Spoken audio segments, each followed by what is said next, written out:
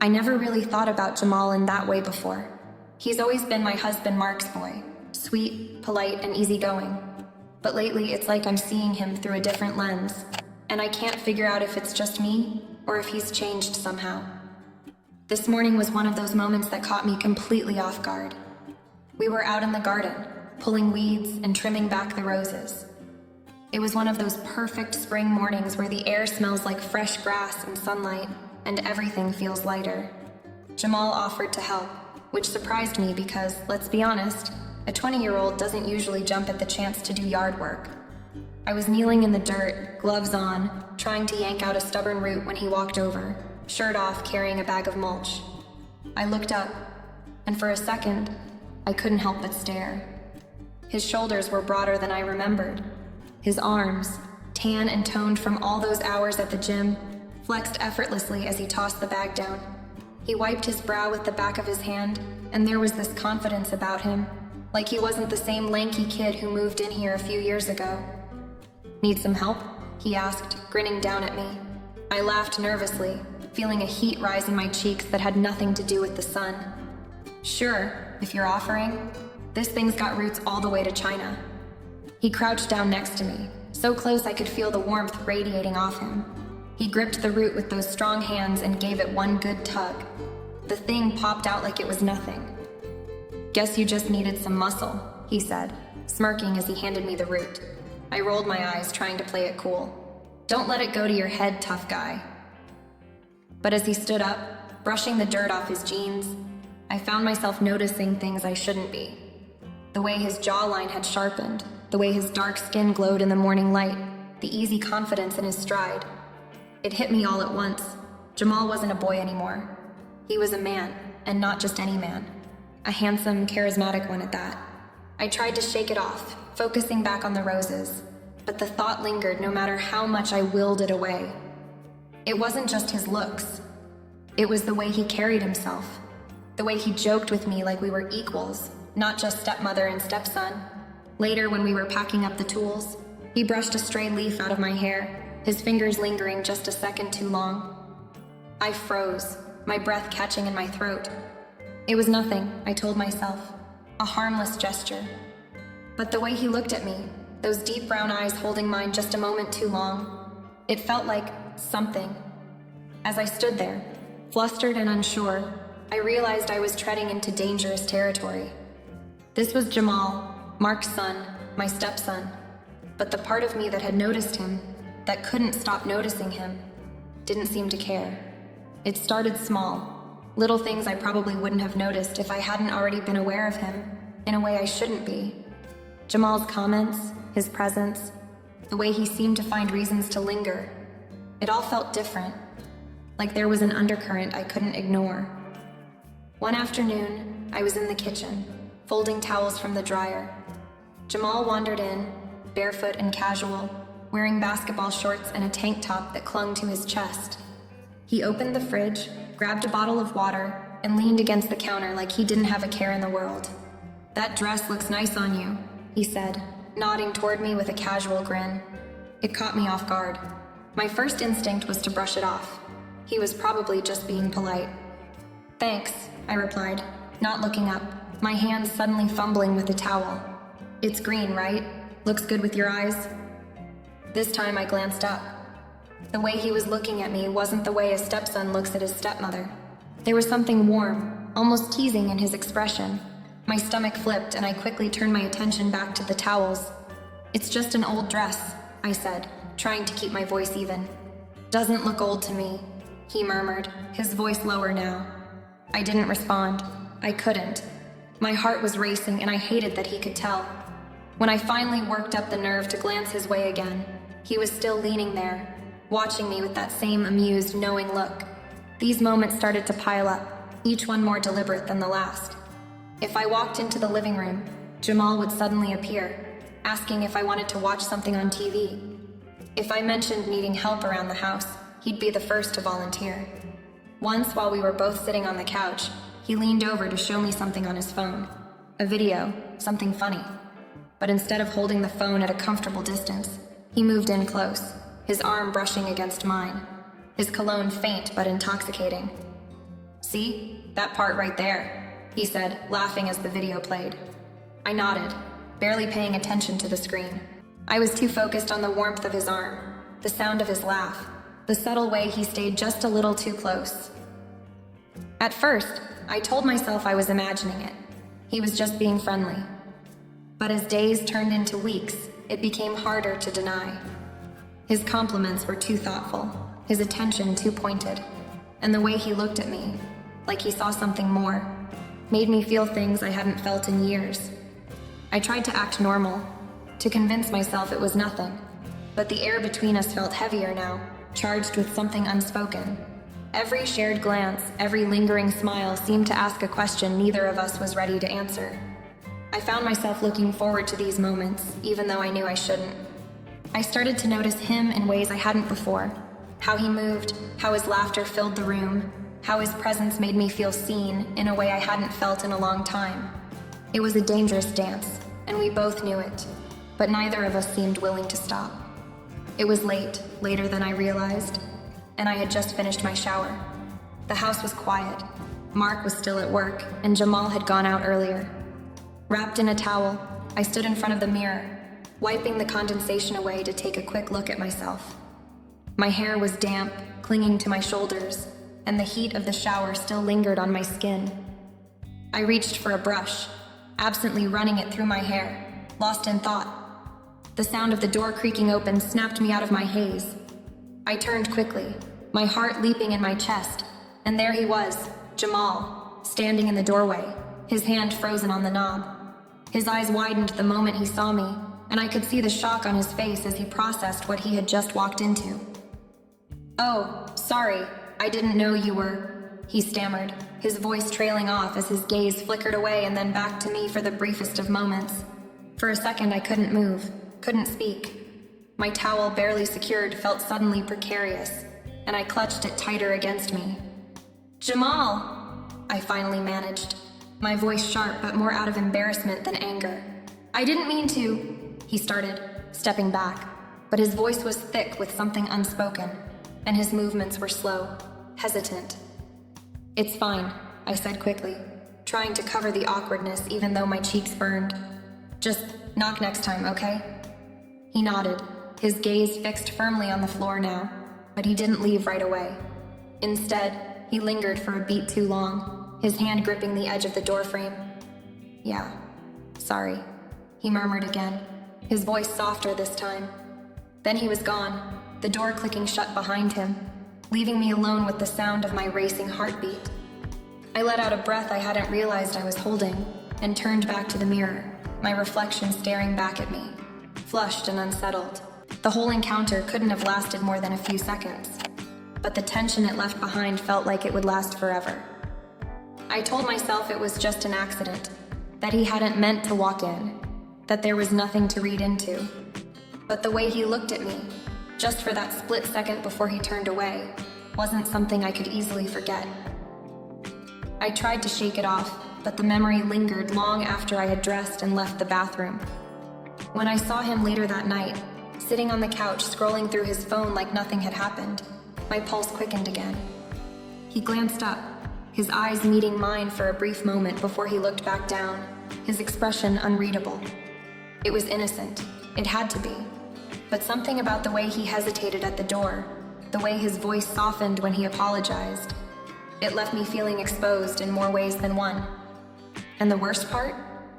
A part of me didn't mind. The house was quiet, the kind of stillness that wraps around you late at night when everyone else is asleep. Mark had gone to bed hours ago, and the only light came from the soft glow of the kitchen lamp. I stood at the counter, stirring a mug of tea, trying to soothe my restless thoughts. It had been days since that moment in my room, and I hadn't been able to shake it. Every time I closed my eyes, I could see Jamal's expression, startled, apologetic, but also something else I couldn't quite name. And the worst part? I'd caught myself replaying it, wondering what he had thought in those fleeting seconds. As I leaned against the counter, lost in my thoughts, I heard the sound of footsteps padding softly down the hallway. A moment later, Jamal appeared in the doorway. He was wearing a simple t-shirt and sweatpants, his hair slightly tousled as if he'd just woken up. "Couldn't sleep either?" he asked, his voice low and warm in the quiet. I gave him a small smile, trying to ignore the flutter in my chest. Something like that. Just needed some tea. He stepped closer, leaning against the island across from me. Tea at midnight, huh? That's serious. I laughed softly, grateful for the levity, but his presence was too much to ignore. The way the soft light caught the sharp angles of his jaw, the way his dark eyes seemed to linger just a second too long, it all felt heavier than it should have. You want some? I asked, gesturing toward the kettle. Nah, I'm good, he said, but he didn't move. Instead, he crossed his arms and looked at me, his expression shifting to something quieter, more thoughtful. Can I ask you something? Sure, I said, though my voice came out quieter than I intended. He hesitated, running a hand over his chin. For a moment, I thought he might change his mind. But then he said, Have you ever felt like you can't stop thinking about something even when you know you probably shouldn't? The air between us seemed to shift, growing heavier. I forced myself to keep stirring my tea, pretending his words didn't hit me like a freight train. I think we all feel that way sometimes, I said carefully. He nodded, his gaze dropping to the counter for a moment before lifting again. It's just, lately, I feel like I've been looking at things differently, at you differently. My breath caught. I set the spoon down, but I didn't turn around. I couldn't. Jamal, I started, my voice barely above a whisper, but he cut me off. Just let me say this, he said, his voice suddenly firm, though there was a vulnerability in it that made my heart ache. I know this isn't normal. I know it's probably wrong, but I can't help it. I look at you, and I don't see my stepmom. I see this incredible woman who makes it hard to think straight. I turned to face him then, my hands gripping the edge of the counter for support. His eyes were locked on mine, and I could see the raw honesty in them, the courage it must have taken to say those words. Jamal, you can't... I started, but even as I said it, my voice wavered. I'm not trying to make this harder for you, he said quickly. I needed you to know, because I can't keep pretending it's not there. I can't keep pretending I don't feel this way every time I'm around you. My heart was racing, my mind spinning with 1,000 conflicting thoughts. Part of me wanted to shut this down, to tell him we could never speak of it again. But another part of me, the part I'd been trying so hard to ignore, was caught in the intensity of his words, the sincerity in his voice. Jamal, we can't, I said again. But even as I spoke, I knew the words lacked conviction. I know, he said softly, taking a step closer. I know this isn't fair to you, but I've been holding this in for too long, and I just needed you to know. For a long moment, neither of us said anything. The silence was deafening, filled with everything we couldn't put into words. Finally, I turned back to my tea, my hands trembling slightly as I picked up the mug. You should go to bed, I said quietly, not looking at him. He didn't move right away. I could feel his eyes on me, could feel the weight of everything unsaid between us. Finally, he let out a soft sigh and turned to leave. As I listened to his footsteps retreat down the hallway, I stood there in the dim light of the kitchen, my tea forgotten, my heart pounding in my chest. I knew I should feel relieved that he was gone, but instead, all I felt was the ache of his absence. The days that followed Jamal's confession were a blur of stolen glances and tense silences. I told myself that I needed to put distance between us, to keep things from spiraling out of control, but the house suddenly felt smaller than ever. Every shared space, every hallway, every corner of the living room seemed charged with an energy we were both trying to ignore. Jamal, to his credit, didn't press me again, but his presence was impossible to overlook. He had always been warm and easygoing, but now his attention toward me felt deliberate. When he walked into a room, I could feel his eyes on me, the way his gaze lingered a little too long. If I turned to meet it, he didn't look away. It was as though he wanted me to see him, to acknowledge the tension that was quickly becoming unbearable. One afternoon, I found myself folding laundry in the den, desperate for a task to occupy my restless hands and thoughts. The sound of Jamal's voice caught me off guard. Need help with that? He asked, leaning casually against the doorway. I forced a smile. No, I've got it, thanks. He didn't leave. Instead, he stepped into the room and sat on the armrest of the couch watching me. The air felt heavy, and I could sense the words he wasn't saying. "You're quiet lately," he said finally, his voice light but probing. "Just busy," I replied quickly, focusing on a pile of towels. He laughed softly, the sound low and familiar, but it sent a shiver down my spine. "You're a terrible liar, you know." I froze, the towel in my hand suddenly feeling impossibly heavy. "I don't know what you're talking about," I said, forcing the words out. "Don't you?" he asked, and when I looked up, his expression was serious. "I know I said too much the other night, but I meant every word." "Jamal," I started, but he cut me off with a shake of his head. "You don't have to say anything," he said, standing. I don't want things to feel weird between us. That's the last thing I want."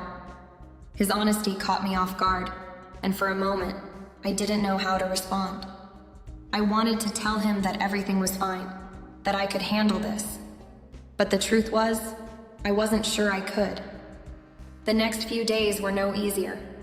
Jamal's presence was magnetic, pulling me into conversations and moments I tried so hard to avoid. He started finding reasons to be near me, whether it was sitting beside me on the couch or helping me prepare dinner in the kitchen. Each interaction felt like a dance, the two of us circling closer and closer to a line neither of us dared to cross. Then there were the glances. I'd catch him looking at me when he thought I wasn't paying attention, his eyes warm, searching, as though he were trying to understand what I was thinking. And worse, I realized I was doing the same. One evening, as I stood by the window watching the sun dip below the horizon, I heard his footsteps behind me. He stopped a few feet away, his silence saying more than words ever could. "It's beautiful, isn't it?" he said, his voice soft. I nodded, not turning around. "It is." But I wasn't thinking about the sunset. I was thinking about the space between us, the quiet pull that seemed to grow stronger every day. When I finally turned, I found him watching me, his expression unreadable. For a moment, it felt like time stood still, like the house, the world, had shrunk to just the two of us. "I should go check on Mark," I said quickly, breaking the spell. Jamal didn't stop me, but as I walked away, I could feel his gaze on my back, as though he were silently daring me to turn around. The tension was unbearable, a quiet storm building between us, and I knew it was only a matter of time before it broke. The day began like any other, calm, uneventful. Mark had gone out to run errands, leaving the house quiet, just me and Jamal moving through our own routines. I told myself I'd use the time to catch up on cleaning and prepare dinner, but somehow, I kept ending up in the same room as Jamal. We had fallen into an easy rhythm, him scrolling on his phone in the living room, me folding laundry nearby. The unspoken tension still lingered, but it felt less suffocating than it had in the days before. If nothing else, I was learning how to coexist with the weight of it. "Hey, you gotta see this," Jamal said suddenly, breaking the silence. I looked up to see him holding his phone, a grin lighting up his face. Curious, I moved closer, leaning over the arm of the couch as he showed me a video of a dog awkwardly chasing its tail. I couldn't help but laugh, the kind of genuine, unguarded laughter I hadn't felt in days. "That's ridiculous," I said, shaking my head, still smiling. "I know, right?" he replied, his own laughter filling the room. For a moment, it felt easy, normal. But then, something shifted. As the laughter died down, we realized how close we were. My arm brushed against his shoulder, and I could feel the warmth radiating from him. He turned to look at me, and I froze, caught in the intensity of his gaze. "Amelia," he started, his voice low, hesitant. Before I could respond, the sound of the front door opening shattered the moment.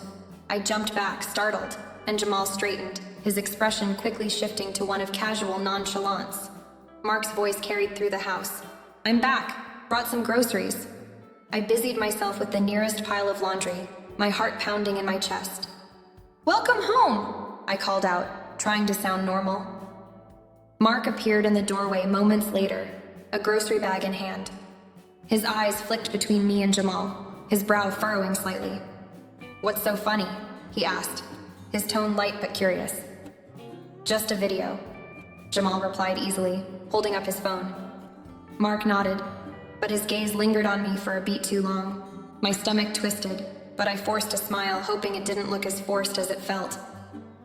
"I'll put these away," Mark said finally, turning toward the kitchen. As soon as he was out of sight, I exhaled shakily, avoiding Jamal's eyes. "That was close," I muttered under my breath. Jamal didn't respond right away. When I glanced at him, his expression was unreadable, his jaw tight. "It's gonna happen eventually," he said quietly. "What is?" I asked, my voice barely above a whisper. He looked at me, his gaze steady. "He's going to notice. We can't keep pretending nothing's changed." His words hung in the air, heavy with truth. I wanted to argue, to tell him he was wrong, but deep down I knew he wasn't. Mark had always been perceptive, and the way he'd looked at me just now, it was only a matter of time before he started asking questions. I turned away, pretending to focus on folding a towel. "Nothing's changed," I said firmly, more to myself than to him. But the tremor in my voice betrayed me, and I could feel Jamal's eyes on me, unrelenting.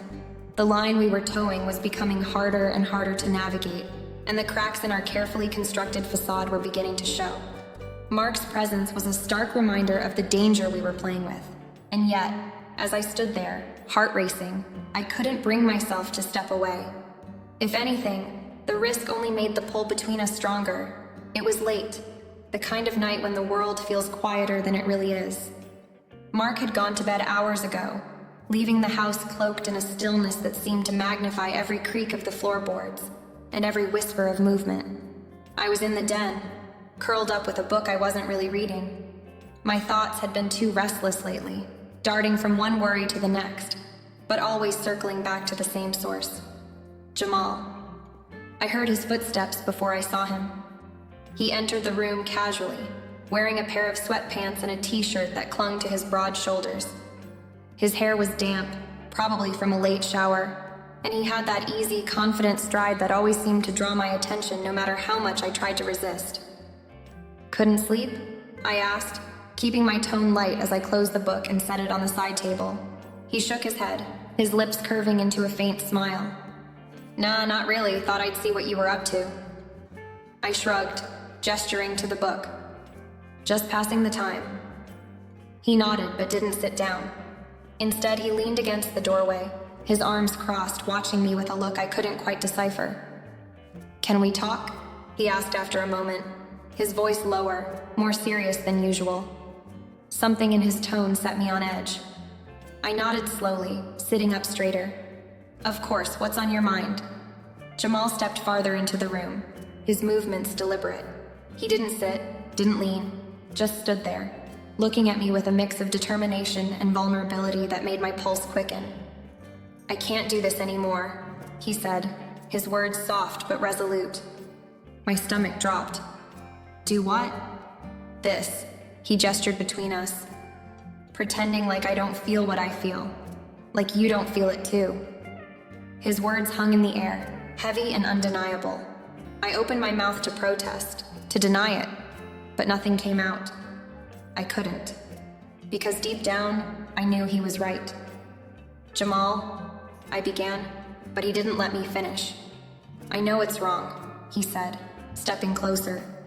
"I know you're my stepmom, and I know what people would think, but that doesn't change the way I feel about you." My breath caught as he knelt down in front of me, bringing us eye to eye. His face was inches from mine, his expression raw and unguarded. "You're incredible," he said, his voice barely above a whisper. "You're smart, beautiful, kind, and you make me feel like I can be something more. Like I'm not just some kid trying to figure it all out."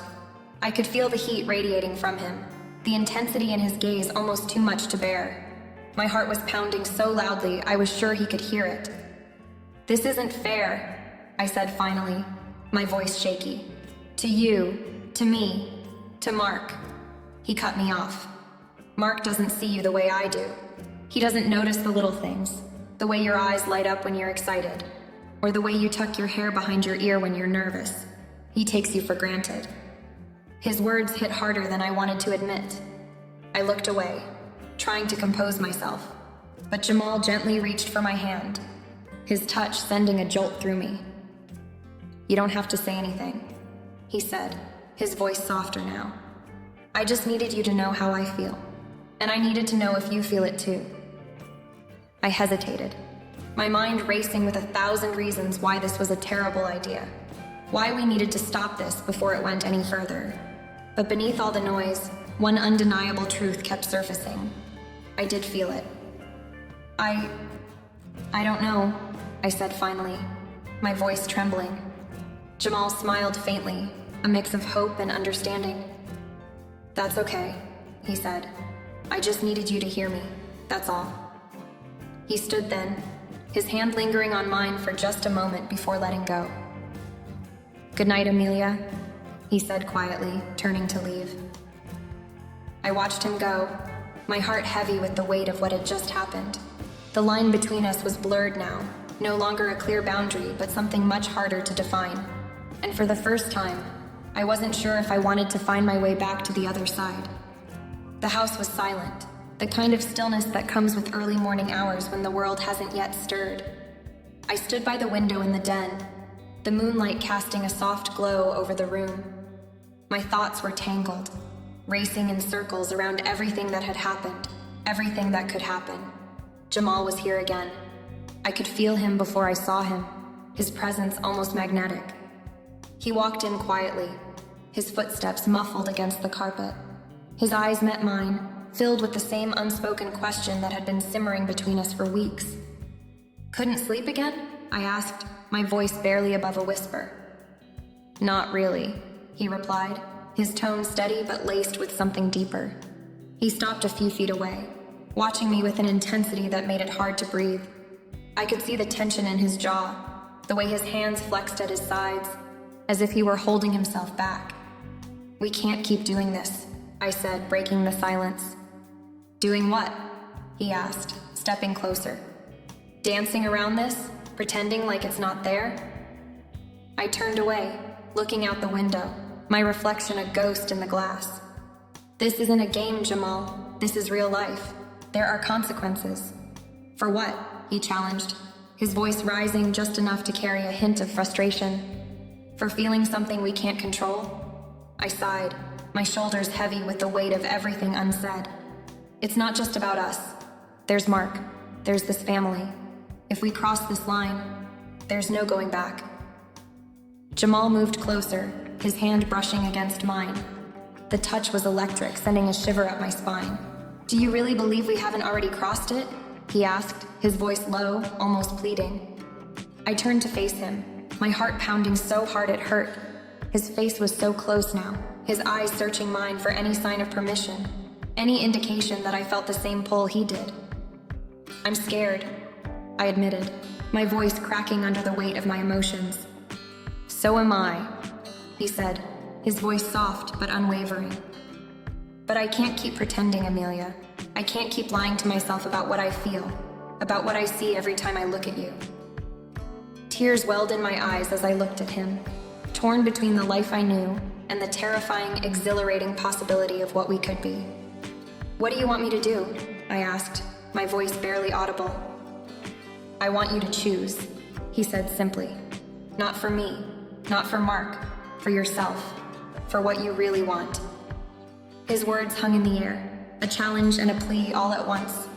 I closed my eyes, the weight of his presence, his words, his unwavering devotion pressing down on me. When I opened them, he was still there, waiting for me to decide. I took a step back, my hand trembling as I reached for the window ledge to steady myself. "Jamal," I began, but the words caught in my throat. He nodded, understanding even before I spoke. "I'll wait," he said, his voice softer now. "As long as it takes, I'll wait." He stepped back, giving me the space I so desperately needed, but his gaze never wavered. Then, without another word, he turned and walked away, leaving me alone in the quiet of the night. I stood there long after he was gone, the room feeling impossibly empty. The decision still loomed, unresolved but inevitable. My heart ached with the weight of it, knowing that no matter what I chose, nothing would ever be the same again.